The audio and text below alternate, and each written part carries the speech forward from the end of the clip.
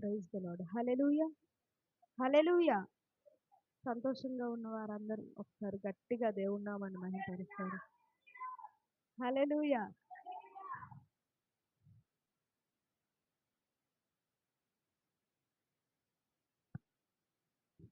హెబ్రీయులకు రాసిన పత్రిక 11వ అధ్యాయం 6వ వచనాన్ని ఒకసారి చదువుతారా? హెబ్రీ 11:6 విశ్వాసము హ్మ్.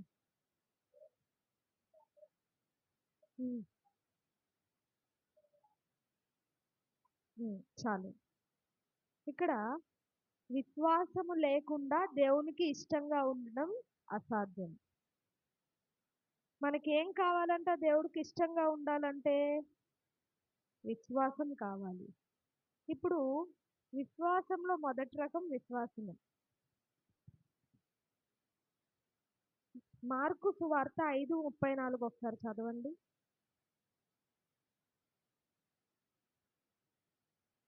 5:34 మార్క్ హ్మ్. హ్మ్. హ్మ్. హ్మ్.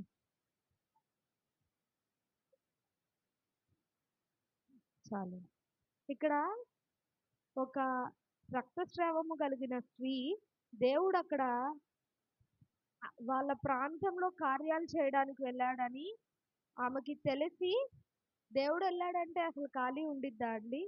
చాలా మంది జనాలు గుంపుకూడి వస్తే ఆమె ఎన్నో సంవత్సరముల నుంచి రక్తస్రావంతో బాధపడుతుందండి. అయితే ఆమె రక్తం ఆగట్ల చాలా బాధపడుతుంది ఇంకా. ఆమె విశ్వాసంతో దేవుడు వస్తున్నాడు. ఎట్లైనా ఈరోజు నాకు స్వస్థత కలిగిద్ది. నేనెట్లైనా ఆయన ద్వారా నుంచి వచ్చిన స్వస్థత పొందుకోవాలి అని చెప్పి ఆమె ఆ జనాలలో కింద కూర్చొని దేవుడెక్కడున్నాడని వెతుక్కొనెళ్ళి ఆయన వస్త్రపు చెంగుని ముట్టుకుంది. ముట్టుకోగానే అక్కడ అద్భుతమైన కార్యం ఆమెకి జరిగింది. ఆ రక్తస్రావం మొత్తం ఆగిపోయింది. తనకున్న బలహీనత మొత్తం ఆగిపోయింది. ఇప్పుడు అక్కడ ఏమున్నట్టు అంత జనంలో త్రోసుకొని వెళ్ళి ఆ కింద నుంచి చివరన ఆయన వస్త్రపు చెంగు పట్టుకోవడానికి ఆమెకి ఏమవసరం? ఏముంది? విశ్వాసము. విశ్వాసం ఉంది కాబట్టే ఆమక్కడ స్వస్థత పొందింది. ఇక్కడ ఇంగ్లీష్ బైబిల్‌లో ఏమని ఉండిద్దంటే, he said to her, doctor, your faith has healed you. నీ విశ్వాసమే నిన్ను స్వస్థపరిచింది. Go in peace and be freed from your suffering. నీవు ఇంకా సంపూర్ణ సంపూర్ణ స్వస్థత కలిగింది. నీ యొక్క బాధల నుంచి ఈరోజు నీ యొక్క అనారోగ్యం నుంచి విడిపింపబడ్డావు. కాబట్టి నీవెళ్ళి సంతోషంగా ఉండని ఆయన ఆమెతో చెప్తున్నాడు. ఇక్కడ విశ్వాసంలో చాలా మంది విశ్వాసంలో ఏముండదు? విశ్వాసం ఉండదు. అమ్మా నువ్వు ప్రార్థన చేసుకో. నీకు ఈ కార్యం తప్పకుండా జరిగిద్దని దైవ సేవకులు గాని, దైవ సేవకురాళ్ళు గాని చెప్పినప్పుడు వారేమనుకుంటారు? ప్రార్థన ఎప్పటినుంచో చేస్తున్నాం. చేస్తే నేను మీ దగ్గర దేవుడు కార్యం చేస్తే మీ దగ్గరికొచ్చి బాధ ఉందని ఎందుకు చెప్తాం? అనుకుంటారు. కానీ ఏముండాలి? విశ్వాసం ఉండాలి. ఎన్ని సంవత్సరములైనా పోయిన వారం గూడా నేను వాక్యం అదే చెప్పా. ప్రార్థనకి ఏం కావాలి మనకి? ఎలాంటి ప్రార్థన కావాలి? విశ్వాసం కలిగిన ప్రార్థన కావాలి. మనం విశ్వాసంగా దేవుడు నిజంగా నన్ను స్వస్థపరుస్తాడు. దేవుడు ఈ కార్యాన్ని నేను ఖచ్చితంగా చూస్తానని విశ్వాసం కలిగి ఉంటే, ఖచ్చితంగా మనం ఆ కార్యం చూస్తాం. కొంతమంది విశ్వాసులకి దే వాళ్ళకి ఎన్ని సమస్యలొచ్చినా, ఎన్ని బాధలొచ్చినా దేవుడు పైన ఆధారపడి విశ్వాసంతో ఎదురు చూస్తారు. అలాంటి విశ్వాసులుంటారు. ఫస్ట్‌ది మనకి అలాంటి విశ్వాసం. సెకండ్‌దేంటంటే, ఇక్కడ విశ్వాసంలో అబ్రహాము గూడా విశ్వాసం కలిగి ఉన్నాడండి. ఒకసారి అది చూస్తే ఆదికాండం 21 ఒకటో వచనంలో చూస్తే ఆదికాండం 21:1 యెహోవా తాను చెప్పిన ప్రకారము శారాను దర్శించెను. యెహోవా తానిచ్చిన మాట చొప్పున శారాను గూర్చి చేసెను. ఎట్లనగా దేవుడు అబ్రహాముతో చెప్పిన నిర్ణయ కాలంలో శారా గర్భవతి అయి అతని ముసలితనమందు అతనికి కుమారుని కనెను. ఇక్కడ కాలమందు అబ్రహాముకి 100 సంవత్సరములప్పుడు దేవుడు శారాతో ఏమి మాట్లాడాడంటే, నీవు గర్భవతివై ఒక కుమారుని కంటావని దేవుడు మాట్లాడాడు. శారా ఏమందంటే, ఏంటి 99 సంవత్సరములైన నేను గర్భవతి అవుతానా? 100 సంవత్సరములైన నా భర్త తండ్రి అవుతాడా అని అనుకుంది గాని, అబ్రహాం ఏం చేశాడు? దేవుడు మాట ఇచ్చి తప్పుటకు నరుడు ఏమాత్రం కాదు. ఖచ్చితంగా దేవుడు కార్యం చేస్తాడని విశ్వాసం కలిగి ఉన్నాడు. ఆ ముసలితనమందు ఆమెకి గర్భవతి అయ్యింది. కుమారుణ్ణి కంది. అతనికి ఇస్సాకు అని పేరు పెట్టింది. ఇక్కడ వారిలో ఏముంది? మీ దగ్గరికొచ్చి ఎవరికైనా పిల్లలు లేరనుకో, వారు ప్రార్థన చేశారనుకో, ముసలితనంలో ఉన్నారు. సేమ్ అంత ఏజ్‌లోనే ఉన్నారు. 99 సంవత్సరములు. ఎవరైనా దైవ సేవకులు, అమ్మా నువ్వు ప్రార్థన చేసుకో, నీకు ఖచ్చితంగా గర్భం వచ్చిద్దంటే వాళ్ళు నమ్ముతారా? ఏమంటారు? ఏంటి ఈ 99 సంవత్సరంలో నేను గర్భవతినవుతానా? ఏం మాట్లాడుతున్నారండి పాస్టర్ గారు మీరు అని అంటారు. కానీ ఇక్కడ అబ్రహాం అలా అనలా. ఏంటి ప్రభువా, మేము గర్భవతి మేము కుమారుణ్ణి కంటామా? దీనికి నో ఛాన్స్ అనలేదు. అబ్రహాం ఏమన్నాడు? దేవుడు మాట ఇచ్చి తప్పుటకు నరుడు ఏమాత్రం కాదని దేవుడి వైపు చూస్తూ విశ్వాసంగా ఉన్నాడు కాబట్టి అక్కడ అబ్రహాం ఏం చూశాడు? దేవుడి కార్యం చూశాడు. అందరూ షాక్ అయ్యారు. ఎవరికైనా 100 సంవత్సరముల్లో పిల్లలు పుడతారా అండి? కానీ అబ్రహాం విశ్వాసము కార్యం జరిగించింది అక్కడ. తర్వాత రెండోది క్రియలు లేని విశ్వాసము, ఫెయిత్ వితౌట్ వర్క్. ఒకసారి యాకోబు గ్రంథము 2వ అధ్యాయం, తొందరగా చెప్తున్నా టైం లేదని చెప్పి. యాకోబు గ్రంథం 2వ అధ్యాయం 26వ వచనం చూస్తే,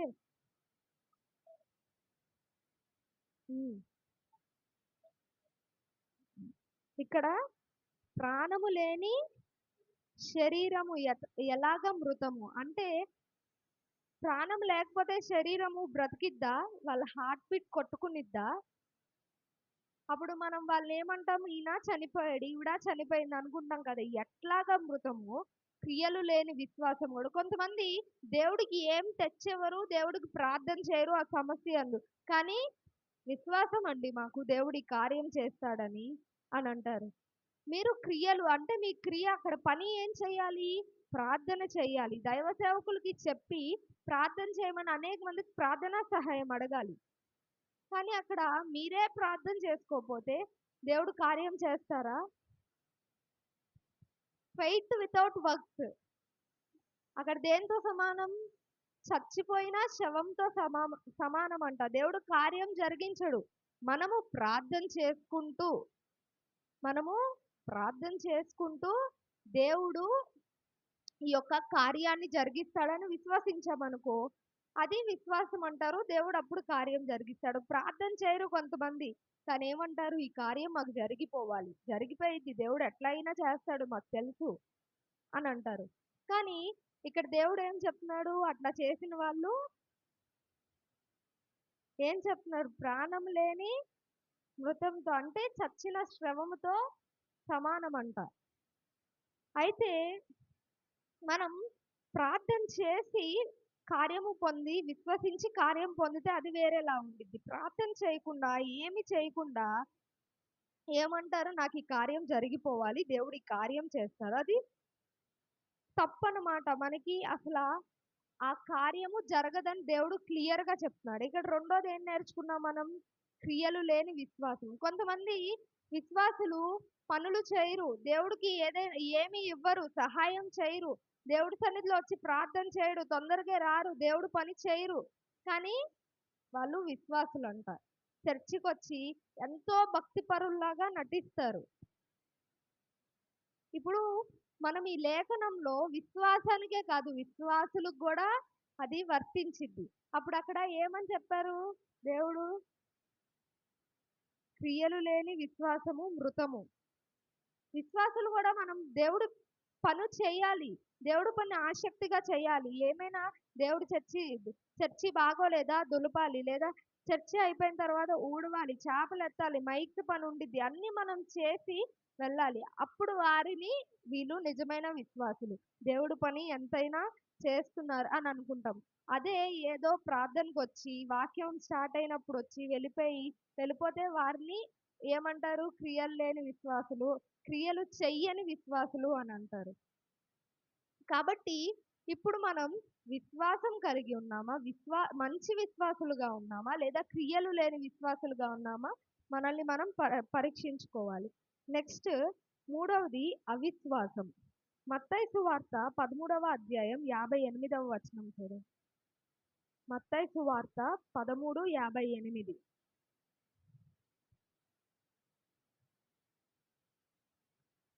వారి అవిశ్వాసమును బట్టి ఆయన అక్కడ అనేకమైన అద్భుతములు చేయలేదు.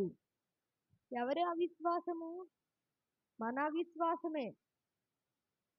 కొంతమంది దేవుడు ఈ కార్యము చేస్తాడు నమ్మండి అన్నారనుకోండి, ఇది డాక్టర్లకే అంతుపట్టలేదు ఈ వ్యాధేంటో, ఈ రోగమేంటో డాక్టర్సే అన్ని సంవత్సరాలు చదువుకొని, అంత కష్టపడి ఎగ్జామ్స్ రాసి పాస్ అయ్యి, అంత పెద్ద డాక్టర్స్ అయిన వారికే అర్థం కాలేదు. ఇంకా దేవుడేం చేస్తాడు అని అనుకుంటారు.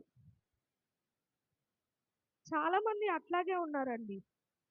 వారి అవిశ్వాసాన్ని బట్టి వాళ్ళు నమ్మట్లేదు కాబట్టే అనేకమైన అద్భుత కార్యములు వారు చూడలేకపోతున్నారు. అంటే మనం నమ్మట్లేదు దేవుడు చేస్తాడు, ఇది దేవునికి అసాధ్యమనేది ఏమీ లేదు. దేవుడు చనిపోయిన లాజర్‌ని లేపాడు. అవునా కాదా అండి? లేపాడా లేదా లాజర్‌ని? చనిపోయిన వాళ్ళు ఎక్కడైనా లెగుస్తారా? లెగవరు. కానీ దేవుడికి అసాధ్యమైనది ఏదీ లేదు. చనిపోయిన లాజర్‌ని లేపారు. మనకి ఉన్న సమస్యలు దేవుడు తీర్చలేరంటారా? చాలా మంది అట్లానే ఉన్నారండి. దేవుడు ఇది ఖచ్చితంగా చేస్తాడంటే దేవుడు ఏం చేస్తాడులే, ఎప్పుడు చేస్తాడులే అనుకుంటారు. దేవుడు చేద్దాం అనుకునే టైంకి మీ అవిశ్వాసము దేవుడు చెయ్యాలనుకున్న అద్భుతమైన కార్యములు ఆపేస్తుందంట. అప్పుడు వరకు మీరు విశ్వాసంతోనే ఉంటారు. కొన్ని రోజులు, కొన్ని నెలలు, కొన్ని సంవత్సరములు విశ్వాసం కలిగే ఉంటారు. ఇంకా దేవుడు కార్యం జరిగించట్లేదు అని చెప్పి ఇంకా అవిశ్వాసం వచ్చేసిద్ది మనలో. మనుషుల్లో అవిశ్వాసం ఖచ్చితంగా వచ్చిద్ది. కానీ ప్రార్థన ద్వారా అవిశ్వాసాన్ని మనం జయించగలం. ప్రభువా, ఇన్ని సంవత్సరములు, ఇన్ని నెలలు, ఇన్ని వారాలు, ఇన్ని రోజులు నేను విశ్వాసం కలిగి ఉన్నాను. నీ సన్నిధిలో నమ్మకంగా ఉన్నాను. నీవి కార్యము తప్పకుండా చేస్తావని ఎంతో విశ్వసించి ఉన్నాను. కానీ ఇప్పుడు నాలో అవిశ్వాసం వస్తుంది ప్రభువా. దయతో దాన్ని తీసివేయండి. అవిశ్వాసం నాలో రాకూడదు. విశ్వాసం కలుగజేయండి అని ప్రార్థన చేయరు. వచ్చిందంటే వచ్చిందే సందు. ఇంకా అవిశ్వాసం అలా ప్రార్థన చేయం. ఇంకా అవిశ్వాసంనే పట్టుకున్నాం. దేవుడు చెయ్యట్లేదు, దేవుడు చెయ్యట్లేదు, దేవుడు చెయ్యట్లేదు. ఒక స్త్రీ ఉందండి. ఆమెకంట కష్టాలే వస్తాయంట. ఎన్ని సంవత్సరాలు ప్రార్థన చేసినా కష్టాలు తీరట్లేదంట, ఇరుకులు తీరట్లేదంట, ఇబ్బందులు తీరట్లేదంట. ప్రాబ్లమ్స్ వెంబడి ప్రాబ్లమ్స్ వస్తానే ఉన్నాయంట. వచ్చి దేవుడు ఏం చేశాడు మాకు? నేను బాప్తీసం తీసుకున్నప్పటి నుంచి ఇప్పటి వరకు దేవుడు ఒక్క కార్యం కూడా చేయలేదు. మీరు ఏ కిష్టలో అయితే బాప్తీసం ఇచ్చారో అక్కడికి తీసుకెళ్ళి నా బాప్తీసాన్ని తీసివేయండి అని అంటుంది. వారిలో ఏమున్నట్టు? ఆమెలో అజ్ఞానం, అవిశ్వాసం ఉన్నట్టు. ఎవరైనా అట్లా మాట్లాడతారు. దేవుడు ఏం చేశాడంటే, చాలా మంది బయట ఇల్లు లేక బాధపడుతున్నారు. నీకు గృహం ఉందా లేదా? అది దేవుడు కార్యమేనా లేదా? చాలా మంది అవయవాలు లేక బాధపడుతున్నారు బయట. మీకు అవయవాలు దేవుడు అన్ని మంచిగా ఇచ్చారా లేదా? దేవుడు కార్యమేనా లేదా? చాలా మంది బలహీనతతో బాధపడుతున్నారు.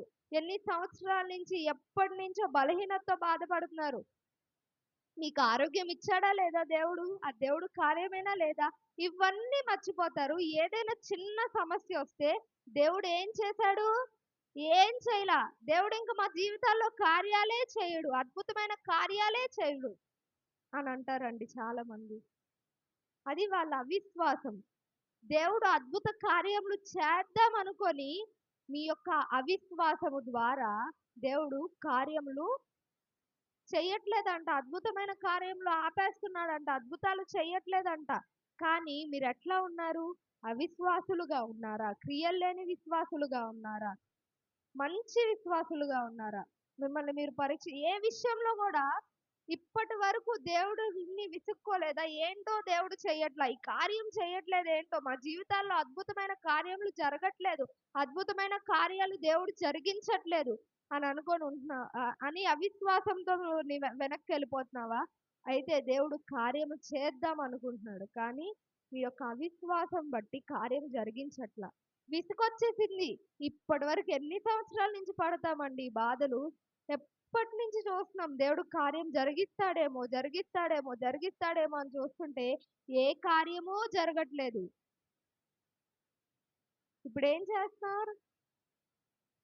అవిశ్వాసం వచ్చేస్తుంది. ఏ కార్యము జరగట్లేదు. ఇంక దేవుడు ఏ కార్యము చెయ్యడు అని అనుకుంటారు. కానీ మనకి విశ్వాసం ఉండాలండి. ఏ పనిలో అయినా విశ్వాసం కలిగి చేస్తే అది మనకి పాజిటివ్ అయ్యిద్ది. అది మనకి ప్రతిఫలాన్ని దయచేసిద్ది. కానీ మన డిస్‌బిలీఫ్‌ని బట్టి, అవిశ్వాసాన్ని బట్టి మనం ఎన్నో కార్యములు చూడలేకపోతున్నాం. దేవుడు చేయాలనుకున్న అద్భుతమైన కార్యములు మనం చూడలేకపోతున్నాం. కారణం ఏంటంటే ఆర్ డిస్‌బిలీఫ్. మన అవిశ్వాసము మాత్రమే. విశ్వాసం కలిగి ఉంటే దేవుడు ఆ కార్యములు అంటారా? ఎప్పటికైనా దేవుడు ఆ కార్యాన్ని జరిగిస్తాడు. కాబట్టి మీరు ఇక్కడున్న ప్రతి ఒక్క బిడ్డలకి నేను చెప్తున్నాను. మీరు ఏ విశ్వాసులుగా ఉన్నారు? ఈ 3 రకాల్లో ఏ విశ్వాసులుగా ఉన్నారు? మిమ్మల్ని మీరు ప్రశ్నించుకోండి. దేవుడిని విసుక్కొని, సొనుక్కొని దేవుడు ఏం చేయట్లేదు అన్న అవిశ్వాసంతో ఉన్నారా? లేదా మీరు పనులు జరిగించకుండా ధీమాగా ఇది దేవుడు చేసేస్తాడులే అని మీరు క్రియ జరిగించకుండా, మీరు వర్క్ చేయకుండా దేవుడి మీదే భారం వేసేసి మనం దేవుడి మీద భారం వెయ్యాలి.